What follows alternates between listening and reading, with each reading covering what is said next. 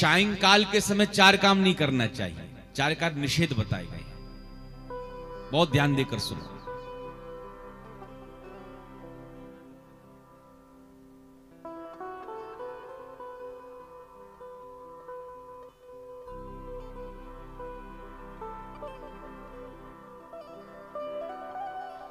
श्री वृंदावन बिहारी लाल की जय हो। संध्या काले तु संप्राप्ते चत्वकार्याणि वर्जयेत् आहारं मैथुनं निद्रां स्वाध्याय च विशेषतः। बहुत ध्यान देकर सुने। आहारम, सायंकाल के समय हमें भोजन नहीं करना चाहिए। मैथुनम, सायंकाल के समय माता को गर्भ धारण नहीं करना चाहिए। सायंकाल के समय सोना नहीं चाहिए और सायंकाल के समय पढ़ना नहीं चाहिए। दो सायंकाल के समय 4 काम करते हैं, उनको क्या दंड मिलता है? आहारम जायते व्याधि, मैथुनम दुष्ट संतति, निद्राम क्षीयते लक्ष्मी, स्वाध्याय च विस्मरणम भवेत्। आहारम जायते व्याधि, सायंकाल के समय जो भोजन करता है वो महाराज बीमार पड़ जाता है। हम लोग प्रायः सायंकाल के समय ही खाने पीने के लिए घर से बाहर निकलते हैं।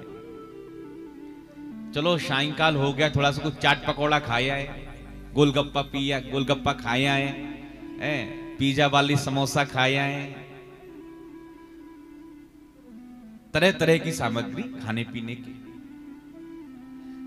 आहारम जायते व्याधि, बहुत सावधानी से सुना। सायंकाल के समय जो भोजन करता है बीमार पड़ जाता है। मैथुनम दुष्ट संतति, सायंकाल के समय जो माता गर्भ धारण करती है उसके उदर से दुष्ट संतान का जन्म होता है। निद्राम क्षीयते लक्ष्मी, सायंकाल के समय जो खर्राटे मारकर घर में सोता है, दरिद्रता देवी घर में आ जाती है, लक्ष्मी जी चली जाती है।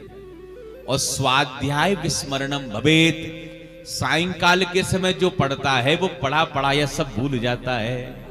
इसलिए सायंकाल के समय जितना हो भगवान का भजन करो।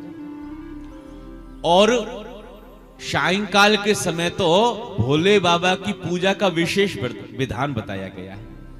सायंकाल के समय जो शिव भक्त शिवार्चन करते हैं, रुद्राभिषेक करते हैं, भोले बाबा की पूजा करते हैं, तो भोले बाबा सायंकाल के समय अपने गणों के साथ घूमने फिरने के लिए निकलते हैं।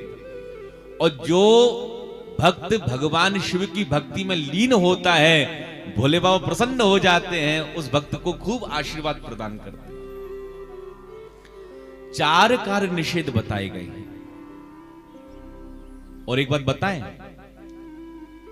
माता दिति ने असमय में गर्भ धारण किया था सायंकाल के समय, इसलिए उनके उदर से 2 दुष्ट संतानों का जन्म हुआ, हिरण्याक्ष हिरण्यकश्यप।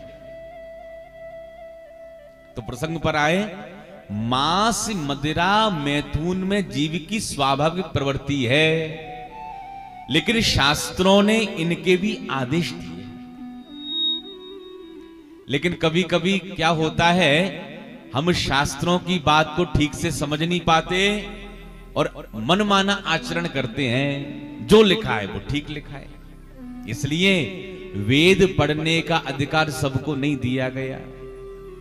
जो वेदज्ञ होते हैं वही वेद भाषा को समझ पाते हैं। वेद भाषा कठिन है।